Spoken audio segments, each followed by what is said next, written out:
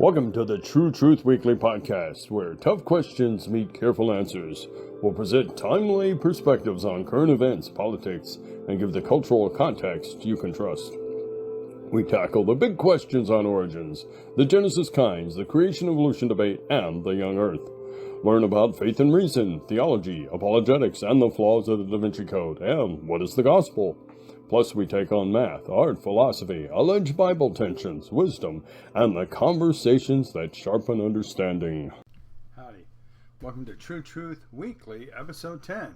In today's episode, we'll talk about serving 91 million meals, how to hide $40 million in gold bars in your house, Sonja Shaw of Chino Hills, killing teenagers, Talarico's church, and our word for the day. I'm Jay Hall, your host.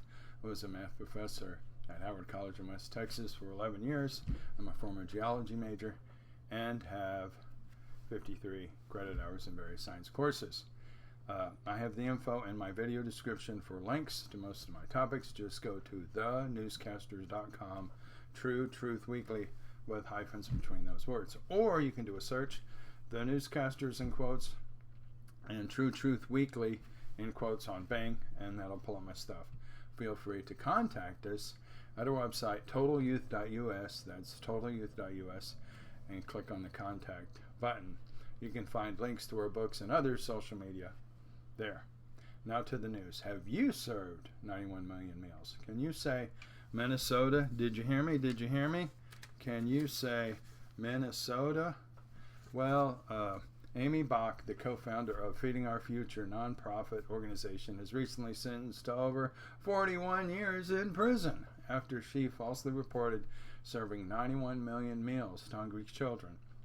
Her former partner, Carol Lohman, who runs the Partners in Quality Care, received about $200 million in funds, but she has not been arrested or charged. Minnesota Governor Tim Walz has been accused of fostering a culture of tolerance that allowed fraudsters to steal billions in taxpayer dollars. How to hide $40 billion in gold bars? Of course, the answer is very carefully. David Rush, a senior CIA official, was arrested last week and had gold bars worth $40 million plus in his Virginia residence. Supposedly, this was for work-related expenses. Next item, Chino Hills and the education revolution. A fine lady from Chino Hills may be the next deadhead in Cali. In 2023, Chino Valley Unified School District Board President Sonja Smith told a woman who disrupted the school board meeting to leave the room. One person was arrested on suspicion of threatening a public official after the board approved a policy to notify parents if a student identifies as transgender. Shaw is running for California State Superintendent of Public Instruction, otherwise known as CSSOPI. We lived in Chino Hills for some time and went to Chino Valley Community Church. You may be familiar with Jack Hibbs Fellowship, Calvary Chapel, Chino Hills, on the other side of the highway. And on the links, there's a map showing a few things. Now to killing teenagers. In Bergen op Zoom in Netherlands, Omar and Sissy Dekker had a troubled teenage daughter, Iris, who lost the will to live.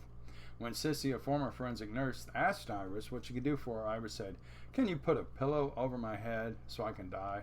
Please make my suffering stop." Under Dutch law, euthanasia is allowed in cases of, quote, unbearable suffering with no prospect of improvement. In the Netherlands, teens as young as 16 can request euthanasia on their own. Parents must be consulted, but their permission is not required. Those between 12 and 15 may seek euthanasia with parental or guardian consent. In 2022, Iris, then 16, applied for euthanasia at the Dutch Euthanasia Expertise Center. Her mom initially called Iris' decision crazy. In 2025, Iris briefly considered treatment that might help her walk again. But Iris confessed, "If I could walk again, I would walk in front of a train." Iris chose to do with voluntary stopping of eating and drinking, VSED, in which death follows from dehydration, typically over days or a few weeks, and she was approved for hospice care. In her final moments, Iris could no longer speak or respond. Iris died on March 1st, 2026, just 5 days before her 20th birthday. And I have in my show links, there's a link more about Iris. It is not our job to pick the day of our death, and suicide is shameful. Even AI gets it right, so I pulled something from ChatGPT as an argument against suicide. It gave some good pointers. In his hand is the life of every living thing and the breath of all mankind. Job 12:10. Whoever sheds the blood of man, by man shall his blood be shed. For God made man in his own image. Genesis 9:6. So Iris was made in the image of God. She's an image bearer, and she does not have the right to end her life. Self-termination is tragic. Look at Abimelech in Judges 9, Saul and his armor bearer in 1 Samuel 31. Ahithophel, that's really a special example in 2 Samuel 17. I encourage you to check that one out. And Zimri in 1 Kings 16, and of course Judas Iscariot in Matthew 27. Psalm 31, verse 15, we read, "My times are in your hands." So we ought to leave that issue to God. You can also look up Job 14:5, which applies. Do you know Talarico? James Talarico, who was born in 89, hopes to be Texas' next senator. Talarico's church is St. Andrew's Presbyterian Church in Austin, Texas. From the church's website, we read this: "We are Presbyterian and progressive. We are Presbyterian, yet our first allegiance is to Christ's gospel of universal love. We are Christ-centered, yet we respect and learn from all religions of love. We affirm the ancient symbols of our faith, yet we strive to speak a new language that includes all people and affirms the scientific discoveries of our day. We hope to teach children the stories of the Bible without sectarian dogma. We strive to be a close, nurturing community, yet we welcome all people into our midst. We wish to live in inner peace, yet hear God's call to work for peace and for universal human rights. We take faith seriously, yet believe the journey should be fun. We celebrate life in many artistic forms." Unquote.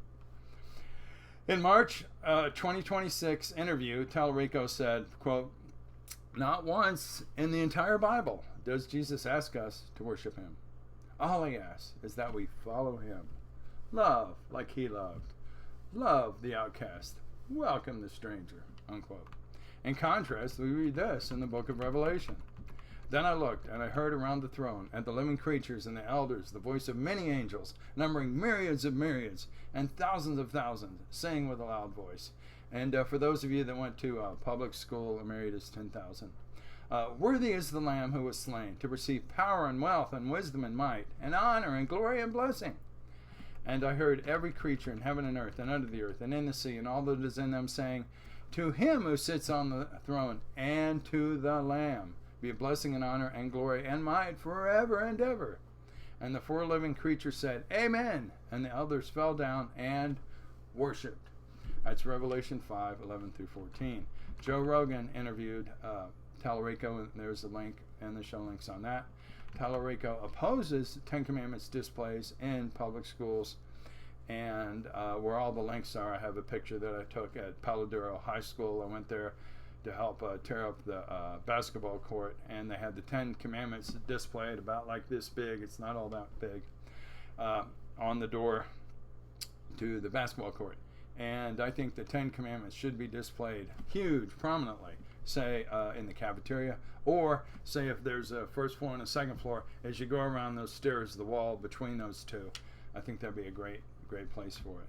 And Franklin Graham has had some choice words for Talarico. I have a link and the show links on that as well. Now to our word for the day. It's steel manning. That's S-T-E-E-L and then manning. Steel manning is the art of crafting the best argument version of opponent's argument. This is opposite of a straw man, which is picking the worst ideas from the other side. Often a straw man claim is something that your opponent in a debate might not actually hold to.